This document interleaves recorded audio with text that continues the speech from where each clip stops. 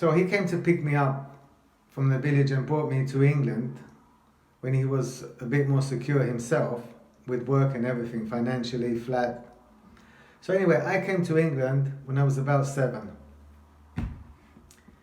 Of course, it was not easy at the beginning because I didn't speak any English and I'd missed the first years of my life, you know, like primary school, nursery, kindergarten, whatever you want to call it. And in school, I had a bit of a hard time because I didn't speak any English. But it wasn't so hard because they're very accommodating, the English and in general. But my first wake-up call was in the estate where I was growing up. You know, I was walking through the estate one day, and I must have been about 8, 9. And I'm walking through the estate and I see some guys there, so, yeah, as young, my age, you know, 8, 9, 10, 11. So I'm walking through, minding my own business, not having any care or whatever. So I'm walking through and they come up to me, these boys, English, Irish, I don't know what they were. And they start asking me, where you going? I don't know how they approached me and what they said, but the next thing I knew, I got boom, punched in the face, you know? Boom, punch in the face and punch in the side here, straight in the face. It was like a shock for me. It was because look, I don't have much memory of my childhood as it goes, but that I do remember. And this was the first wake-up call that I got about the world we live in. Basically, for a few seconds, I was stunned. I was in shock. You know what I mean? I was in disbelief. And it took me another few seconds, milliseconds, to get my head around what just happened. So of course, what do? You just boom, you go, you fly, you know, you run. And that's what I did. I started running and I just started running for my life. I thought, what the fuck? And I just thought to myself, what the fuck just happened there, you know? But you know what? It wasn't like that I was shocked and I was fucking, what the hell is going on here? And that's the first time I started realizing, wait a minute, things are different here, you know? And then after that, obviously, I never really forgot that. And it's not like that, man. You can't just hit a man, right? Punch him around, and expect to boom, to be no consequences. So what happened after that was, I was really, really like upset, but I couldn't forget it, you know? I couldn't take it out of my mind what happened.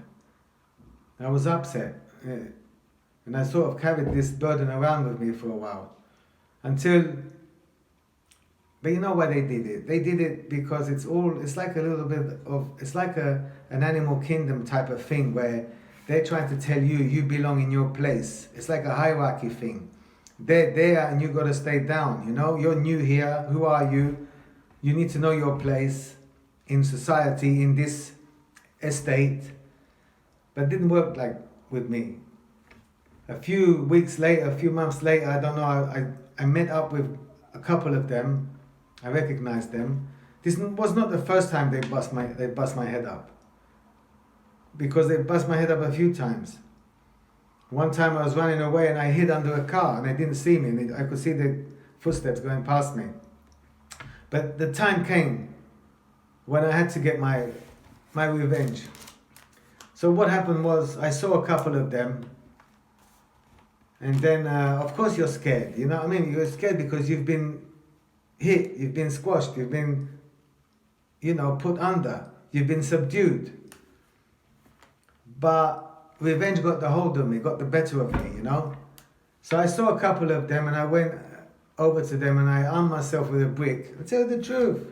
I armed myself with a brick and I smashed this motherfucker. I smashed him with the brick over his head. Boom. Smash. Boom. Bam. Boom. So I did what I done. I bust them up a little bit, as much as I could. Then I left. I went for it. I ran. But you know what? It had an effect. I mean, it wasn't like, it didn't kill the guy or whatever, but it had an effect. It sent a message that I'm not going to lie down here. And it worked. The message worked. But I remember that we also had problems there because in the end, even his father came to my house and my father went there and we argued, and then at the end they all cooled down anyway. And it had a big effect. In the end, everybody left me alone. And they knew what the fuck was going on. After that, everyone knew what was up. Of course, it wasn't like a big war, because you don't need to. If you're civilized, you just, you make a point, and usually normal people get it. Of course, if you're a psychopath, you're not going to get it, because you're a psycho and you're going to continue doing straight crazy stuff. So in the end, that was that. It all worked out. So my childhood wasn't without a lot of problems. Of course, there were problems. You know, we had fights left and right, man. Had fights left and right. But that was my first wake-up call about London and what London is all about, and living on the estate. And it was near Lambeth, Elephant and Castle, Walworth Road, that way. I won't name the estate because it doesn't matter what estate it is, but it was near Lambeth Walk, between Lambeth Walk, the War Museum, Kennington. It was all that area, you know. And I also had fights with loads of people. Look, you have to, from an early age, you have to make your mark. And that's how it works.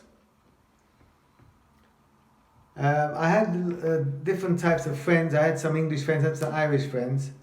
But later on, I mixed more with black people, the blacks of that neighborhood, because I grew up in an area where it's full of black people. And my school also, especially the secondary school, was full of black people, and I got on with them well.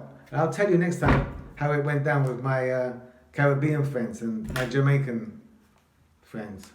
They're British blacks, but they're obviously second generation Caribbeans.